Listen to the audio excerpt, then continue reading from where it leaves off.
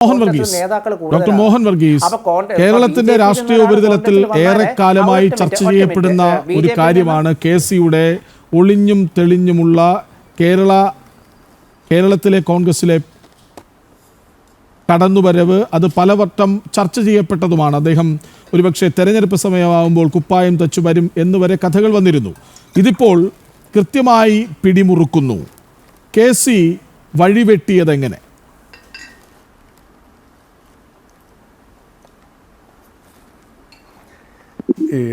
ശ്രീ കൃഷ്ണരാജ്, ഇന്നല്ലെങ്കിൽ നാളെ കെ.സിയുടെ ഒരു മാസ് എൻട്രി കേരള രാഷ്ട്രീയത്തിലേക്ക് ഉണ്ടാവും എന്ന ഒരു ചിന്തയാണ് പൊതുവെ നിഷ്പക്ഷമായി കോൺഗ്രസ് രാഷ്ട്രീയത്തെ കാണുന്ന ആളുകൾക്കുള്ളത്.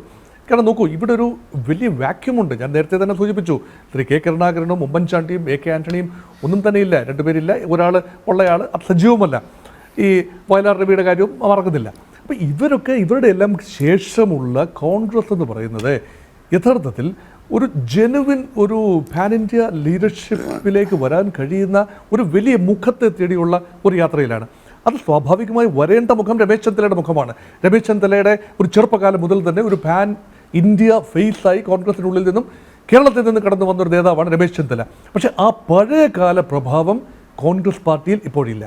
ഇപ്പോൾ ഹൈക്കമാൻഡ് കൾച്ചർ എന്ന് പറയുമ്പോൾ അവിടെ ഹൈക്കമാൻഡ് എന്ന് പറയുന്നത് ഡിഫാക്ടോ രാഹുൽ ഗാന്ധി, സോണിയാഗാന്ധി ആൻഡ് പ്രിയങ്ക ഗാന്ധി തന്നെയാണ്. ഞാൻ AICC പ്രസിഡന്റ് മല്ലികാർജ്ജുൻ ഖാർഗെ മറന്നതുകൊണ്ടല്ല. അപ്പോൾ ഇവിടെ എല്ലാം ഈ ഹൈക്കമാൻഡിനോട് ഏറ്റവും കൂടുതൽ സംവദിക്കാൻ കഴിയുന്ന ഒരാൾ എക്കാലത്തും കേരളത്തിലുണ്ടായിരുന്നു. ഒരു കാലത്ത് അത് കെ കരുണാകരൻ തന്നെയായിരുന്നു.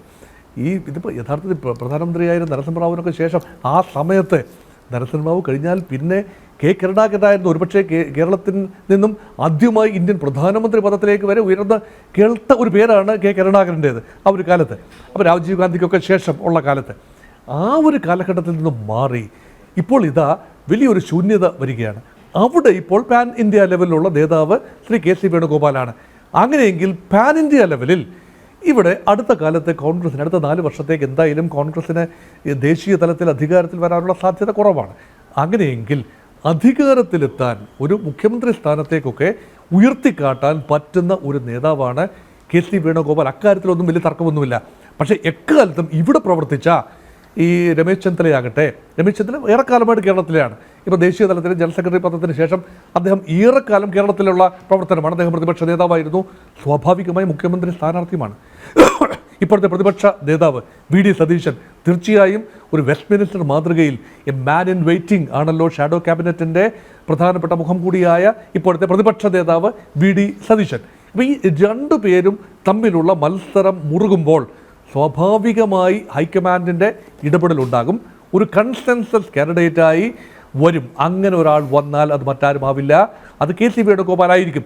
ഇങ്ങനെ ഒരു നറേറ്റീവായിരുന്നു ഈ അടുത്ത കാലം വരെ ഉണ്ടായിരുന്നത്. പക്ഷേ ഇപ്പോൾ നേരിട്ട് കെ.സി വേണുഗോപാൽ തൻ്റെ തൊപ്പി കളത്തിലേക്ക് എറിഞ്ഞ് താനും ഉണ്ട് എന്ന ഒരു കൃത്യമായ പ്രതീതി ജനിപ്പിക്കുകയാണ്. താൻ നേരിട്ടല്ല, മറിച്ച് ഈ സംഘടനാ പുനഃസംഘടനയിലൂടെ ആളുകളെ കൃത്യമായ താക്കോൽ ഇടങ്ങളിൽ പ്രതിഷ്ഠിക്കുന്നതിൽ തൻ്റേതായ ഒരു കയ്യൊപ്പ് ചാർത്തപ്പെടുന്നു എന്ന് മാധ്യമങ്ങൾ പറയുമ്പോൾ അതൊരു എൻഡോഴ്സ്മെൻറ്റ് കൂടിയാണ്. അദ്ദേഹം ഒന്നും പ്രതികരിച്ചിട്ടില്ല. അദ്ദേഹം കേരള മുഖ്യമന്ത്രി ആകണമെന്ന് ആഗ്രഹം പ്രകടിപ്പിച്ചിട്ടില്ല. അദ്ദേഹം കാര്യമായി ഒന്നും തന്നെ പറഞ്ഞിട്ടില്ല. പക്ഷേ ഇത് യഥാർത്ഥത്തിൽ ആ രീതിയിലാണ് നീങ്ങുന്നത്. അതുകൊണ്ടാണ് കേരളത്തിൽ ഇപ്പോൾ വലിയ ആധിയാണ്. ഏറ്റവും പ്രധാനപ്പെട്ട കാര്യം എന്താ? കോൺഗ്രസ്സുകാരെ സംബന്ധിച്ചിടത്തോളം ഈ അധികാരമില്ലാതെ എത്ര കാലം നിൽക്കാൻ പറ്റും? കേന്ദ്രത്തിന് അധികാരമില്ലാതെയായിട്ട് ഒരു പതിറ്റാണ്ടിലേറെയായി.